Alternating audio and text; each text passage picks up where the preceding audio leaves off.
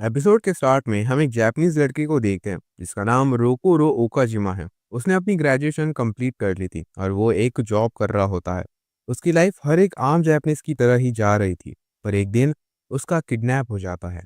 फिर हम देखते हैं कि रोकुरो को बीच समुद्र में लाया जाता है, जहाँ पे उसे मार के उसे गन पॉइंट में रखा जाता है। इस आदमी का नाम डच है और उसके साथ एक औरत होती है, इसका नाम रेवी है। तब डच रोकुरो से एक डिस्क लेता है। ये डिस्क आशी इंडस्ट्रीज की एक इम्पोर्टेंट डिस्क है। तब उनका ही एक साथी जिसका नाम बेनी है, वो उन्हें यहाँ से चलने के लिए कहता है, क्योंकि यहाँ पर कुछ देर में ही नेवी वाले आने वाले हैं, जो एक तरह से समुद्र के पुलिस हैं। उन लोगों ने रोकुरो के साथ कई और लोगों को भी किडनैप करा था। तब डच उन सभी लोगों को बताता है कि कुछ टाइम में नेवी वाले यहाँ पर आने वाले हैं, तो वो सभी अपने घर जा सकते हैं। तब तक उन्हें इस जगह से कहीं नहीं जाना है। तब रोकुरो को भी लगता है कि उसे भी ये लोग यही छोड़ेंगे, पर वो रोकुरो को अपने साथ ले जाते हैं। आगे हम आशी इंडस्ट्रीज को देखते हैं, जहाँ पे एक मीटिंग होती है। वहाँ पे सभी लोगों को ये पता चलता है कि डिस्क चोरी हो गई है और ये काम रशियन माफियाज ने करा है।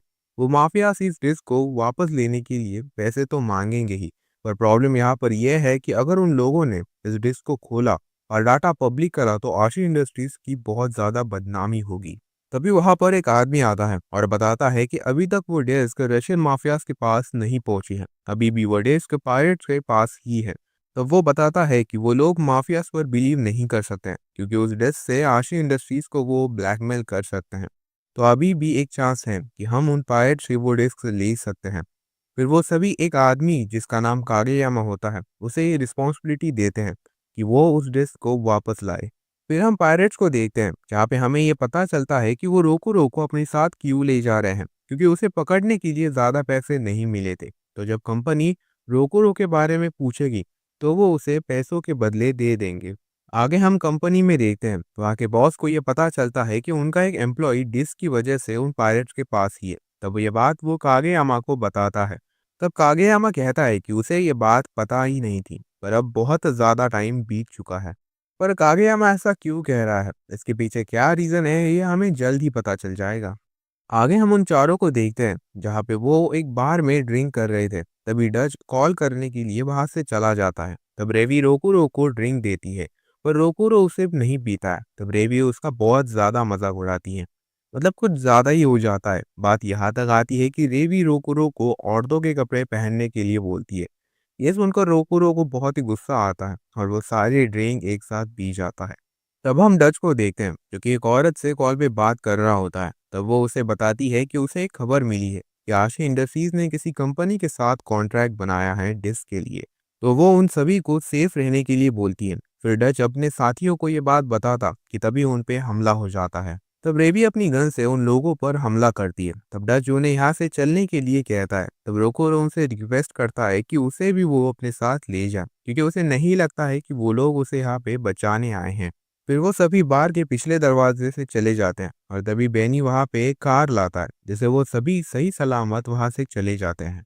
आगे सीन बोट में आता है। वहां पे बेनी कंप्यूटर से रोकुरो के ऑफिस में कॉल करता है। कॉल पे कागेयामा था। तब रोकुरो उनसे पहले तो माफी मांगता है, क्योंकि वो उस डिस्क को नहीं बचा पाया। तब कागेयामा कहता है कि जो आशी इंडस्ट्रीज है वो एक कंट्री जहाँ पे अभी वॉर हो रही है, उसे न्यूक्लियर वेपन बेचने वाली है और उस डिस्क में इसका प्लान है। फिर आगे वो कहता है कि वो उसे प्रमोशन देगा और साथ ही में उसके नकली फ्यूनरल में कंपनी के बड़े लोगों के साथ वो जाएगा, पर उसे उसी समुद्र से कहीं और जाना होगा। तो शॉर्ट टर्म में कहूँ तो अब रोकुरो को कंपनी ने पूरी तरह से अबैंडन कर दिया है। अगर तुम ये सोच रहे हो कि आखिर वो लोग रोकुरो के साथ ऐसा क्यों कर रहे हैं, तो मैं बता दूं कि रोकुरो की किडनैप होने की न्यूज़ पूरे जापान को पता है, और जब रोकुरो वापस आएगा तब उस पे ऑफिसर्स इन्वेस्टिगेशन जरूर से करेंगे कि आखिर उन्होंने रोकुरो को किडनैप क्यों करा था। जिससे ये भी हो सकता है कि सभी लोगों को इस बात का पता चल जाएगा कि आशी इंडस्ट्रीज इलीगली न्यूक्लियर वेपन्स बनाती है, और जिससे कि कंपनी बंद भी हो सकती है। खैर, जहाँ पे रोकुरो को पहले ये लग रहा था कि उसकी कंपनी उसे बचाएगी, पर अब वही कंपनी उसे मार भी सकती है। आगे रोकुरो और रेवी बोट के ऊपर बातें कर रहे थे कि तभी वहां पे एक हेलीकॉप्टर आता है और वो उन पे हमला करता है। तो वो दोनों बोट के अंदर चले जाते हैं। तब डच बोट को आगे ले जाता है, पर आगे रिवर खत्म हो जाती है और अब वो पीछे भी नहीं जा सकते हैं, क्योंकि जाहिर सी बात है वो लोग उन्हें वही खत्म कर देंगे। तभी रोकुरो डच को एक प्लान बताता है फिर वो वापस पीछे चले जाते हैं। बोट के ऊपर रेवी और रोकुरो होते हैं। तब रेवी अपनी मशीन गन से उन पे हमला करती है। ये देखकर वो लोग मिसाइल छोड़ देते हैं। तब रोकुरो के पास फायर गन थी, तो वो दूसरी तरफ फायर करता है, जिससे वो गोली आसमान में ब्लास्ट हो जाती है। और जो मिसाइल थी उसपे छोटा-सा कंप्यूटर है, जिससे वो ब्लास्ट हुआ था वो डिटेक्ट करता है, जिससे कि उसकी डायरेक्शन उस ब्लास्ट के पास चली जाती है।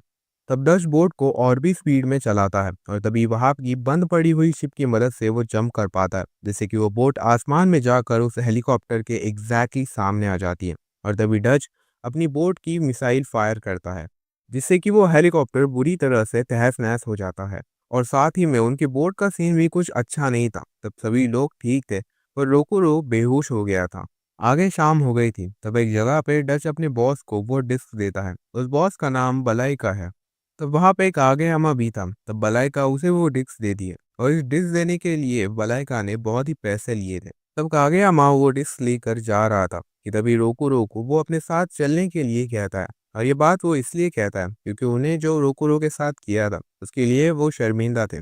और साथ ही में उन्होंने एक प्लान भी बना लिया था, जिससे कि किसी को भी दिक्कत नहीं होगी। पर रोकुरो उनके साथ जाने से मना करता है क्योंकि वो उन्हीं पायरेट्स के साथ अपनी आगे की ज़िंदगी जीना चाहता है। तो मैं तुम्हें थोड़ा कॉन्टेक्स्ट दे दूँ, तो अगर तुम जापान के बारे में जानते हो तो तुम्हें ये भी पता होगा कि वहाँ का वर्क कल्चर कितना डिसिप्लिन और टॉक्सिक होता है, जिससे कि कोई भी बंदा अपनी ज़िंदगी नहीं जी पाता है।